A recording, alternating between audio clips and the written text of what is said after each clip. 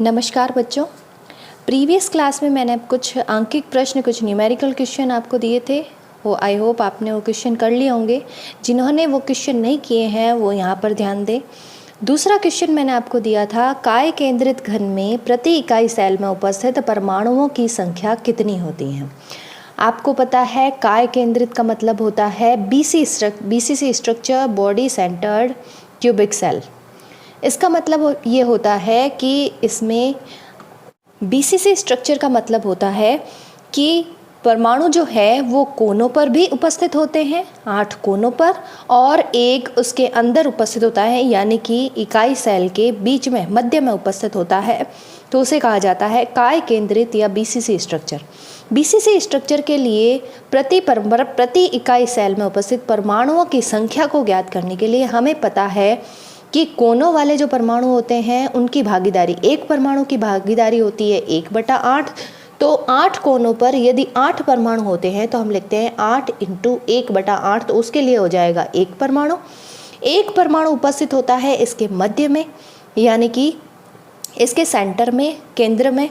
तो इसके लिए हो जाएगा 1 × 1, यानी इसकी भागीदारी एक इकाई सेल के लिए 1 होती है, तो इसका भी आ जाएगा 1, यानी कि एक परमाणु हो गया कोनों पर स्थित और एक हो गया इसके सेंटर में स्थित, यानी टोटल 2 परमाणु होते हैं। इसका डायरेक्ट आंसर भी आप लिख सकते हो कि काय केंद्रित घन में प्रति इकाई सेल में उपस्थित परमाणुओं की संख्या 2 होती है। नेक्स्ट क्वेश्चन मैंने आपको दिया था, घन से निर्मित एक इकाई सेल जिसमें ऋणायन B प्रत्येक कोनों पर तथा धनायन इकाई सेल के एकांतर फलकों के केंद्रों पर उपस्थित है। इसमें बताया गया है धनायन जो है, धनायन यहाँ पे ऋणायन B दिया गया है तो हम धनायन को A मान लेते हैं, इकाई सेल के एकांतर फलकों के केंद्रों पर उपस्थित है। जो इकाई सेल के एकांतर फलक का मतलब है कि एक एक फलक को छोड़कर। अब यहाँ पर आपको पता है कोई भी इकाई सेल जो होती है उसमें फलक जो होते हैं वो टोटल 6 होते हैं। इसमें से 6 में से बोला गया है एकांतर फलक का मतलब होता है एक फलक को छोड़कर। किसी फलक के केंद्र पर यदि कोई परमाणु उपस्थित होता है तो उसकी भागीदारी होती है 1/2, यानी आधा। एक इकाई सेल के लिए एक परमाणु की भागीदारी होती है आधा। तो यहाँ पर A परमाणु हमें बताए गए हैं कि एकांतर फलकों पर है। एकांतर फलकों मतलब कि 3 फलक पर है, तो एक परमाणु की संख्या हो जाएगी 3 × 1/2। इसको लिख सकते हैं हम 3/2।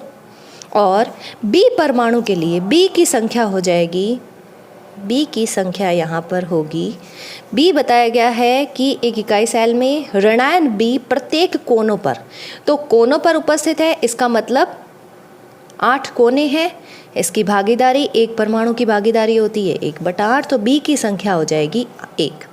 यदि हम इसे अनुपात में लिखें, यानी कि यदि हम इसे A/B लिखें तो यहाँ पर आ जाएगा 3/2:1। यहाँ की नीचे की संख्या को हटाने के लिए हम ऐसी संख्या से मल्टीप्लाई करते हैं ताकि ये नीचे की संख्या जो है वो हट जाए। तो यहाँ पर हम इसको 2 से मल्टीप्लाई करेंगे, यानी 3/2 × 2 1 × 2, यानी दोनों ही संख्याओं को हमें 2 से मल्टीप्लाई करना पड़ेगा। तो ये यहाँ से हट गया, तो यहाँ पर आ जाएगा 3:2। इसका आंसर होगा, इसका यौगिक का सूत्र होगा A3B2। नेक्स्ट क्वेश्चन है, घन से निर्मित एक इकाई सेल जिसमें A परमाणु कोनों पर स्थान प्राप्त करते हैं। A परमाणु जो है वो कोनों पर स्थान प्राप्त करते हैं। हम इसी बॉक्स से समझ लेते हैं। A परमाणु कोनों पर स्थान प्राप्त करते हैं, जबकि B परमाणु प्रत्येक फलक के केंद्र पर उपस्थित है। A है कोनों पर और B है फलकों पर। यदि A परमाणु 2 कोनों से हट जाते हैं, जैसा कि हमने एक पहले भी क्वेश्चन पढ़ा था जिसमें एक परमाणु हट जाता है, तो हमने किया था 7 × 1/8। यहाँ पर A जो है, यहाँ पर हम लिखते हैं A की संख्या हो जाएगी, यहाँ पर 2 परमाणु हट गए, 8 में से 2 परमाणु यदि हट जाते हैं तो हो गए 6, तो 6 × 1/8, तो यहाँ पर आ जाएगा 6/8। इसको यदि सॉल्यूशन करते हैं तो यहाँ पर आता है 3/4। इसके आगे है बी परमाणु जो है वो फलक के केंद्र पर उपस्थित है, तो बी की संख्या हो जाएगी, बी की संख्या बराबर फलक के केंद्र पर, यानी कि 6 गुणा 1/2। 6 फलक होते हैं, 1 की भागीदारी 1/2, तो यहाँ पर आ जाएगा 3। तो A अनुपात B यहाँ पर हो जाएगा 3/4 अनुपात 3। इसको बराबर करने के लिए हमें वही 4 से मल्टीप्लाई करना पड़ेगा, तो हो जाएगा 3/4 × 4 अनुपात 3 × 4। यहाँ पर आएगा 3:12। इसका मतलब यौगिक का सूत्र हो जाएगा A3B12। आंसर। नेक्स्ट क्वेश्चन है, A और B तत्वों से बना यौगिक घनीय संरचना में क्रिस्टलीकृत होता है। यहाँ पर किनारों पर ही है। A परमाणु कोनों पर तथा फलक के केंद्रों पर उपस्थित है। A परमाणु जो है वो कोनों पर भी स्थित है और फलक के केंद्रों पर भी स्थित है, जबकि B परमाणु जो है वो किनारों के केंद्रों पर तथा काय केंद्रों पर उपस्थित है, काय के केंद्र पर उपस्थित है। तो यौगिक का सूत्र क्या होगा? हमें इस क्वेश्चन को समझने के लिए ये समझना होगा कि इसमें बताया गया है जो A परमाणु है वो एक तो कोनों पर उपस्थित है, कोनों पर उपस्थित है, उसके लिए हम कह सकते हैं 8 × 1/8 प्लस इसके फलकों के केंद्रों पर उपस्थित है, यानी कि 6 फलक है, तो उसके लिए हम क्या करते हैं 6 × 1/2। तो यहाँ पर आंसर आ जाएगा 4। A की संख्या जो है वो आ गई 4। अब इसमें थोड़ा सा अलग क्वेश्चन पूछा गया है कि B परमाणु जो है वो किनारों के केंद्रों पर, यदि हम यहाँ पर एक इकाई सेल देखें तो किनारों के केंद्रों पर एक परमाणु उपस्थित है।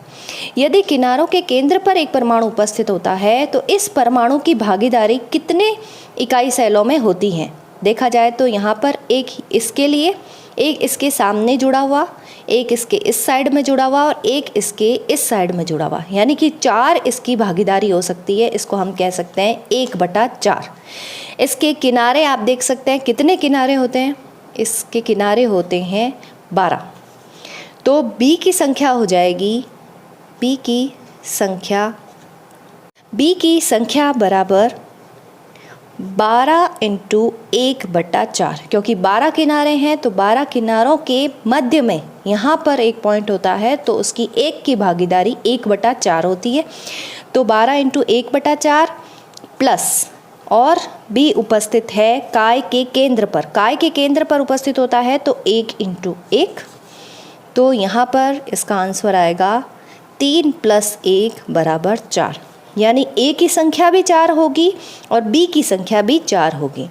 इसका मतलब A अनुपात B जो है 4:4 होगा। इसका मतलब AB इसका आंसर होगा। अगर आपको मेरी क्लास पसंद आई हो तो मेरे चैनल को सब्सक्राइब कीजिए और मेरे वीडियोस को लाइक एंड शेयर कीजिए। Thank you.